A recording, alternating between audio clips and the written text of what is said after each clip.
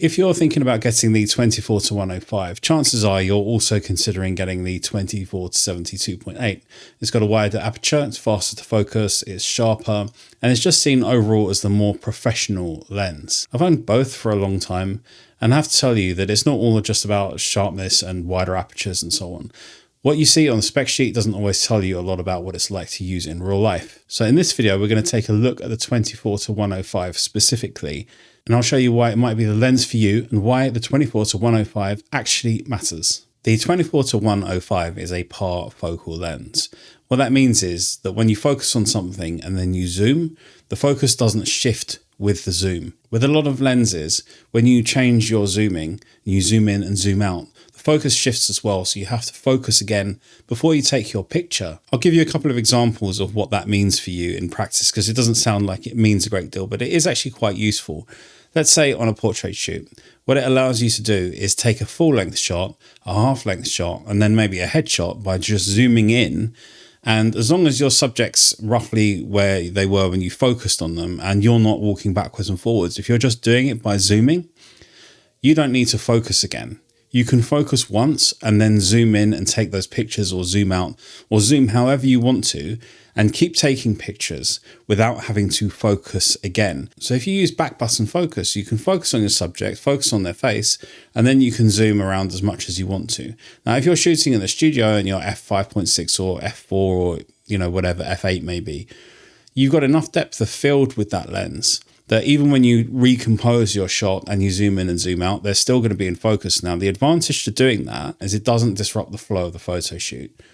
One thing that I think is very important with portrait shoots in particular is that you establish a flow. Every time you stop to move your lights, or you tell your subjects to stop because you want to move around and get to a different composition point, you're disrupting the flow of the photo shoot. A parfocal lens might not sound like a great deal, but in actual practice, if you use that feature to its maximum, it becomes quite a nice feature to have on a lens. The 24-105 also covers the portraiture sweet spot better than the 24-70 does.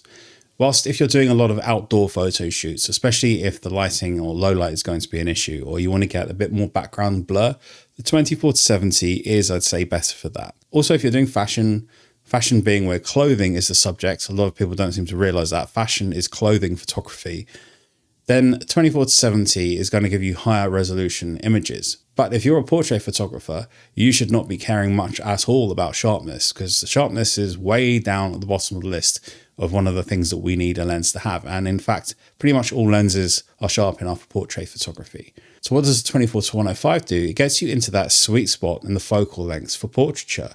So for me, the sweet spot for portrait photography is in the sort of 35-105 range. So when you can get to 50mm, 85, 105mm, you're able to get a lot more different looks than you can get on a 24-70.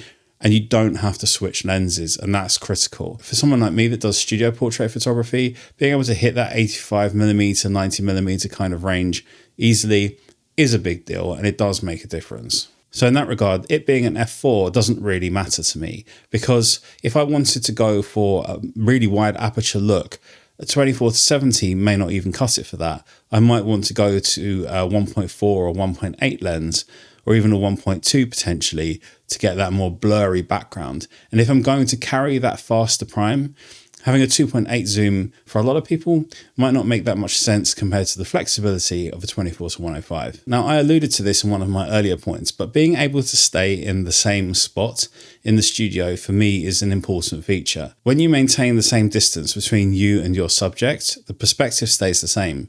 So the lens does the cropping essentially.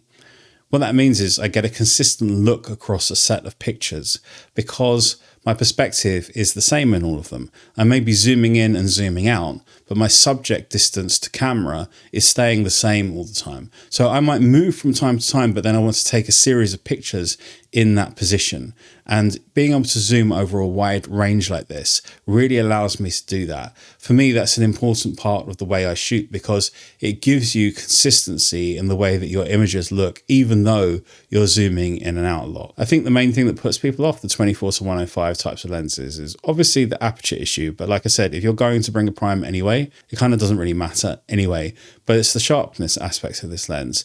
The 24-105 is one of the softer lenses that you can get. But I have to tell you, from my experience shooting portraits, what makes a portrait powerful is not how sharp the lens is, it's the emotion that you're able to convey in your picture. It's that mood and atmosphere that you're able to create.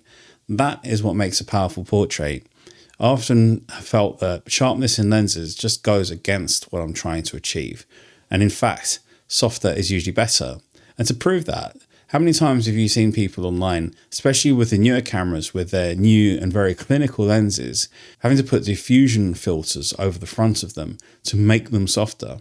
Not only to sort of make the highlights glow, but just because they're too sharp in the first place. The 24-105 truly covers a really flexible range. And when you're using the 24-105, it means you don't have to keep swapping lenses all the time. You can do a lot with just that one lens.